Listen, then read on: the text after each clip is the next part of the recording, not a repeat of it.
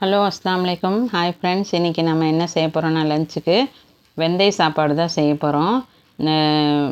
நம்ம சேனல் பார்க்குறதுக்கு முன்னாடி லைக் பண்ணுங்கள், ஷேர் பண்ணுங்கள், கமெண்ட் பண்ணுங்கள், சப்ஸ்கிரைப் பண்ணுங்கள். சப்ஸ்கிரைப் பண்ணியிருந்திங்கன்னா ரொம்ப ரொம்ப தேங்க்ஸ். அப்புறம் இது நம்ம வீடியோக்குள்ளே போகலாங்களா? இந்த வெந்தய சாப்பாடு ரொம்ப ரொம்ப டேஸ்டியாக இருக்கும், நல்லாயிருக்கும், செஞ்சு பாருங்கள். அதுக்கு சைட் டிஷ் மிளகு கறி நல்லாயிருக்கும், அப்புறம் வெஜ்ஜு குருமா நல்லாயிருக்கும். இது எல்லாமே இதுக்கு செம்ம டேஸ்ட்டாக இருக்கும். இது எப்படி செய்கிறதுன்னு பார்க்கலாங்களா?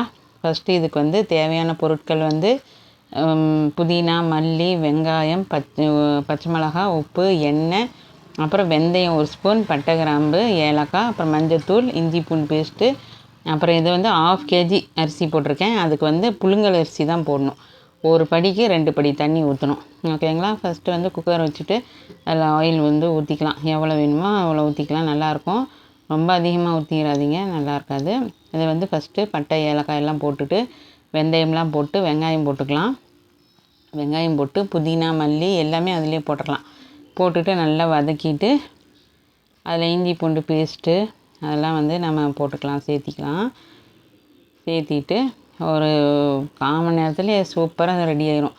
இது டிஃபனுக்கெல்லாம் கொடுத்தீங்கன்னா பிள்ளைங்க நல்லா சாப்பிடுவாங்க. காரம் இருக்காது, ரொம்ப மைல்டாக இருக்கும். செஞ்சு பாருங்கள், நல்லாயிருக்கும். அப்புறம் இஞ்சி பூண்டு பேஸ்ட்டு போட்டுக்கிட்டோங்களா, அதுவும் நல்லா வதக்கிட்டு மஞ்சத்தூள் இருக்குல்ல அதிலே போட்டுக்கலாம். மஞ்சத்தூள் எண்ணெயிலே போட்டுக்கலாம். மேலே இதில் போட வேணாம், உலையில் எண்ணெயிலே போட்டுக்கலாம், அப்போ தான் நல்லாயிருக்கும்.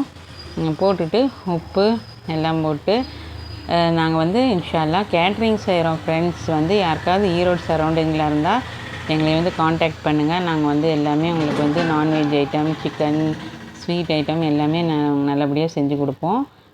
இன்ஷா அல்லாஹ் காண்டாக்ட் பண்ணுங்கள், கமெண்ட் பண்ணுங்கள்.